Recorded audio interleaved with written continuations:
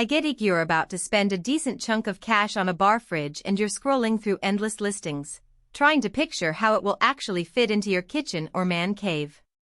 You probably imagined the perfect little back bar setup, a sleek glass door, a steady hum of cold, a place to stash the weekend's craft beers without flooding the main fridge. The biggest worry is ending up with a unit that either won't keep your drinks cold enough, takes up more space than you have, or just looks cheap after a few months.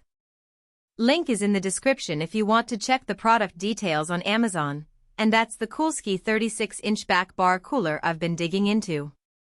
First off, the size.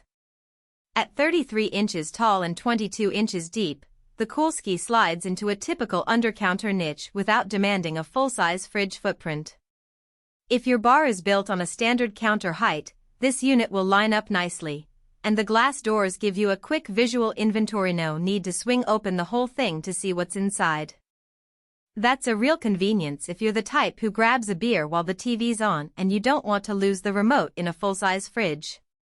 The 7.4 cubic foot capacity translates to roughly 120 standard 12 ounces cans, so you can keep a mix of lagers, alesh, and a few sodas all chilled in one go.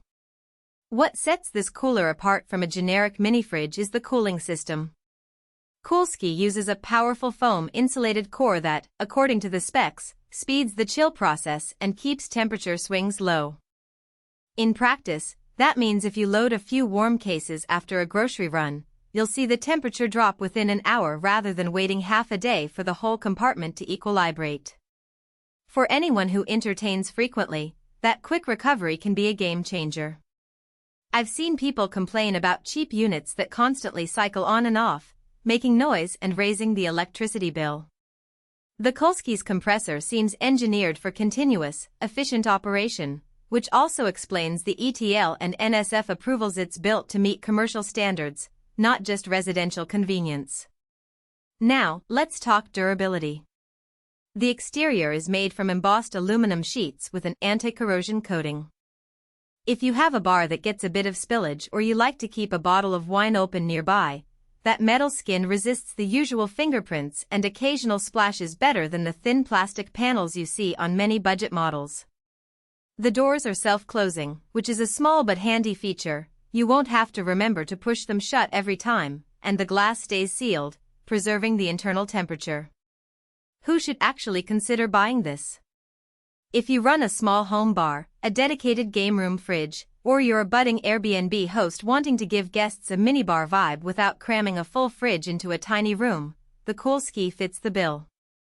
It's also a solid choice for a backyard patio setup where you want a weather-resistant unit that can sit under a counter or a custom bar rail. The LED lighting inside adds a nice visual cue. Your drinks look cooler, literally and aesthetically, when you open the door, and the light doesn't burn out quickly because it's built for commercial use. On the flip side, this isn't the best option if you're looking for a freezer compartment or need to store large bottles like Magnum wines. The door width and overall interior dimensions are optimized for standard cans and 12-inch bottles, so a 22-ounce bottle will sit awkwardly, and a 1-liter soda bottle might not fit at all. Also, because it's a counter-height unit, you won't get the walk-in vibe that a taller back bar fridge provides in a professional bar environment. If you need that extra height for a larger inventory, you'll probably outgrow this model quickly. One practical weakness I noticed is the absence of a digital temperature readout. The unit relies on a built-in thermostat that you set manually, and while it holds the set temperature fairly well, you won't have a precise number displayed.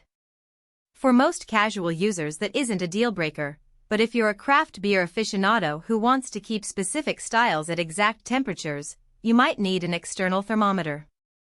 Another consideration is the noise level.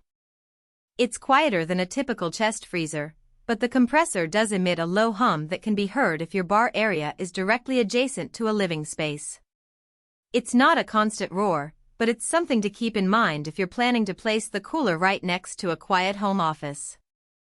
Installation is fairly straightforward. The unit comes with leveling feet and a rear vent, so you just need a few inches of clearance behind it for airflow. The glass doors are sturdy, but they're still glass, so you'll want to make sure the surrounding cabinetry supports their weight, especially if you plan to mount the cooler on a wall. The fact that the doors close themselves